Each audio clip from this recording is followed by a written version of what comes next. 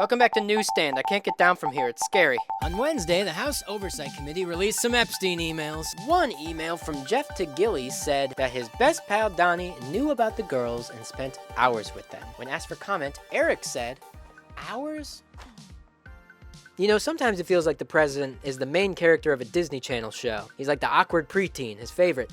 And he keeps getting into these sticky situations, and you're like, no way he's getting out of this one, you know? But somehow he always does. In the vein of actual news, i.e. the stuff we didn't know, it turns out Jeff signs off all his emails with hugs and kisses.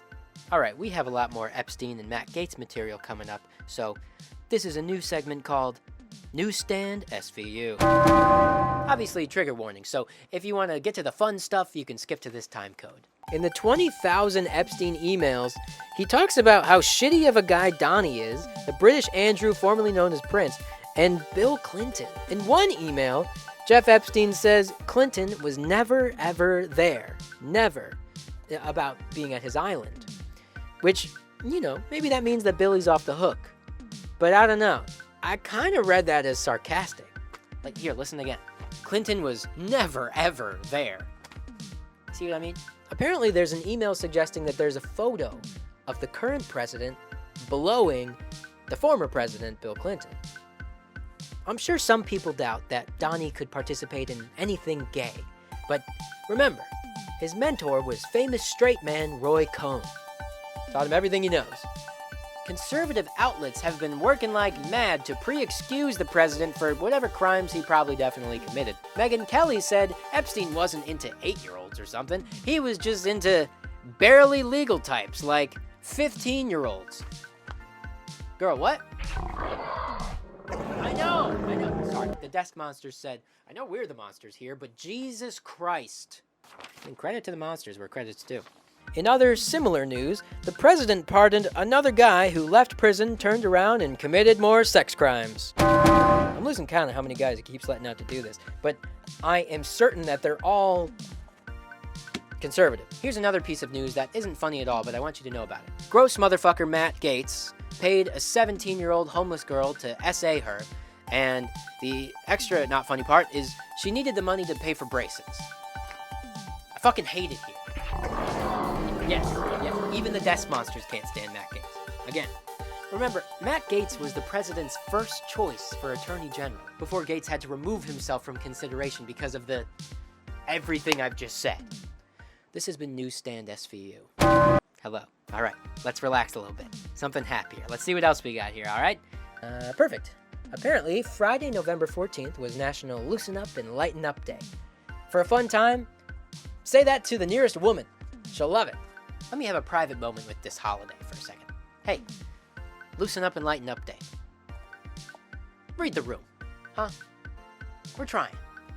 We spent a lot of time looking at gross, evil men, so here's a sexy, benevolent one. A while ago, a judge allowed Luigi Mangione access to a laptop in jail so he could review evidence before trial.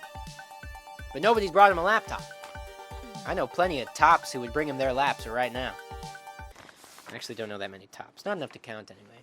You never know who's who. But seriously, he has like terabytes of stuff he needs to review so he can have a chance at a fair trial. It's gonna be great. Aw, and sad but less disturbing than earlier news, the last penny was printed in Pennsylvania on Wednesday. And I won't rest until it's safe inside my ass. Treasury officials say not to worry, they'll replace it with something equally useless in no time. Yeah, the last penny was printed on Wednesday, but on Thursday, it was announced that the penny will be the next star to play Mary Todd Lincoln in Oh Mary on Broadway. Huge get. And that's my 2 cents on that. Or, nope, not even that much, huh?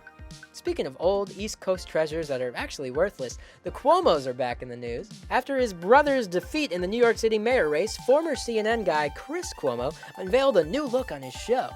There's a saying in the Cuomo household, when one door closes, another one grows a really sexy mustache. One source said he was going for rugged, but it looks more like he forgot to wipe his face after eating out the floor drain at a barbershop. Another source said he was just trying something out and he didn't know the marker was permanent. If you've ever wondered if a mustache could solve Chris Cuomo's problems, then you just might be Chris Cuomo. If you went and dug up Vincent Price's gay dead body, well, you'd have 2 Chris Cuomos. On Tuesday, House Representative Yasmin Ansari made her 82-year-old colleague Virginia Fox really mad when she welcomed the Republican back from her 8-week taxpayer-funded vacation. And I thought Fox was just coming back from the dead. I think the desk monsters are scared of Virginia Fox. What was that? Oh, no, actually, they just went to undergrad with her. Small world. A new study co-conducted by the University of Miami found dolphins in Florida are showing signs of neurodegeneration linked to toxic stuff in the water. Dolphin Alzheimer's. Surprisingly, SeaWorld has offered support by opening a new pool called Dementia Pond for the dolphins suffering with Alzheimer's. Now, patrons don't have to feel sad watching the dolphins swim around in circles because to the dolphins, they haven't seen that corner before. Hey, I know, Alzheimer's is a sad, serious thing that humans suffer from. But dolphins? Fuck dolphins, alright? So here's one more.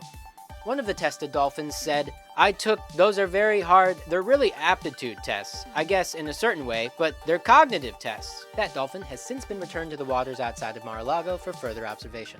You know, the president is a lot like a dolphin, actually. I just read this article that said, dolphins' behavior may seem shocking, but dolphins don't have the same concept of consent as humans do. Sound familiar? Again, fuck dolphins. Fuck dolphins. Don't fuck dolphins. Don't fuck dolphins.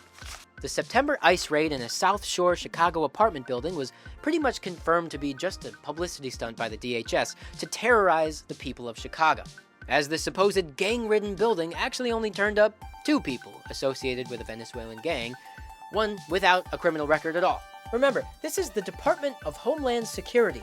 They're supposed to prevent terror. It's like how PETA is an animal rights organization, but it's also the thing I stuff a bunch of cheap beef into. Speaking of cheap beef, the head of Border Patrol and failed pizza shop owner Greg Bavino has finally gotten his ass out of Chicago. However, those reports are unconfirmed. We lost contact with his GPS signal when he turned on to Lower Wacker. Some Chicago humor for you. In personal news, I was scrolling Instagram, riveting, I know, and I screenshotted this screenshot of a quote tweet of a picture of a leftist recruiting for Antifa funded by George Soros. Now, I have no way to verify that this was satire, except for my basic reading comprehension skills.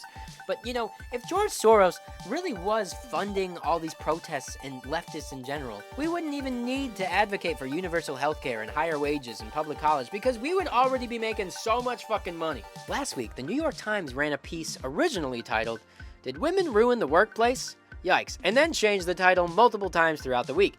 Understandably, many women were appalled by this piece. Said men, "Loosen up, lighten up, honey, remember what day it is, sweetheart?" Who's that guy? Get him out of here. To calm down pushback from women worldwide, in solidarity, the New York Times has made today's Wordle Kotex. Uh-oh, the desk monsters did not get a chance to do their Wordle today, and I just spoiled it. Shit, I'm sorry, I didn't think... This has been another episode of Newsstand, excuse us. You were just talking about how you did the connections, right? So I assumed that you did Wordle. Who starts with connections? Hello? Speaking of cheap beef... Don't fuck dolphins. Don't fuck dolphins. Don't fuck dolphins. Ow, god damn it, my funny bone. That fucking hurt.